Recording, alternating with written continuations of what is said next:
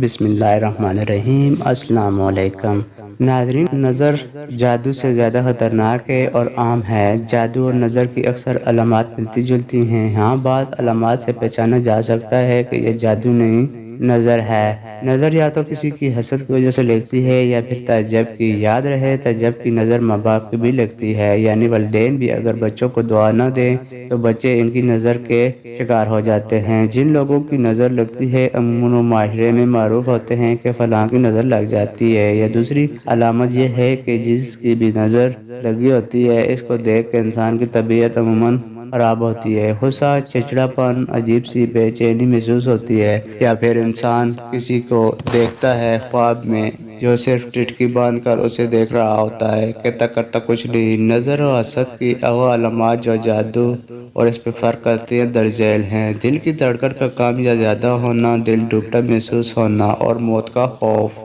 درد کا آنکھوں اور کنپٹیوں سے شروع ہو کر سر کی جانب پھیلنا اور پھر کاندھوں سے اترتے ہوئے ہاتھ پاؤں کے کناروں میں پھیل جانا، جسم پر عموماً چہرے، کمر اور رانوں میں سرخ نیلے دانوں کا بکثرت نکلنا یا دھبے بننا، بکثرت پیشاب کا آنا اور قضائے حاجت کے لیے جانا، بہت زیادہ پسینہ آنا، خصوصاً ماتھے اور کمر میں، چہرے کا زردی مائل ہو جانا، تلاوت نماز اور دم کے درمیان بکثرت جمعیاں آنا اور آنسوؤں کا بہنا، پڑھائی اور کام سے دل کا اچاٹ ہو جانا، حافظے کا کمزور ہونا اور بے توجہی رہنا، مسلسل تھوک بہنا، جاگ کی مانند یا سفید بلغم کی طرح سوتے میں یا دم کے درمیان آنکھیں دیکھنا یا کسی کو ٹٹکی باندھ کر اپنی طرف دیکھنا، جسم میں خارش اور چونٹیاں رینگتی محسوس ہونا، آنکھوں کا شدت سے بڑبڑانا، ہاتھ اور پاؤں کے کناروں میں سوئیاں چبھنا اور ٹھنڈا رہنا، جسم کا بہت زیادہ گرم رہنا،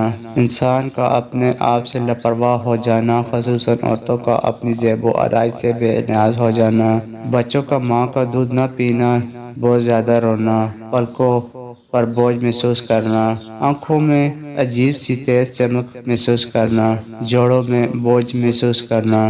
نظر لگنا حق ہے اور حدیث مبارکہ سے یہ بات ثابت ہے، جیسا کہ درج ذیل حدیث سے ثابت ہوتا ہے، اور حدیث مبارکہ میں اس کے مختلف علاج منقول ہیں۔ ایک یہ کہ جس شخص کی نظر لگی ہو اسے کسی برتن میں وضو یا غسل کرایا جائے اور وضو یا غسل کا پانی اس شخص پر ڈالا جائے جسے نظر لگی ہو۔ اس سے انشاءاللہ نظر کا اثر ظاہر ہو جائے گا۔ مفسرین نے تو یہاں تک لکھا ہے کہ رسول اللہ صلی اللہ تعالیٰ علیہ وآلہ وسلم کے اعلان نبوت کے بعد کفار نے باقاعدہ ایسے لوگوں کی خدمات حاصل کی جو نظر لگانے میں مشہور تھے، تاکہ وہ نظر لگا کر رسول اللہ صلی اللہ تعالیٰ علیہ وآلہ وسلم کو روک دیں یا نقصان پہنچائے۔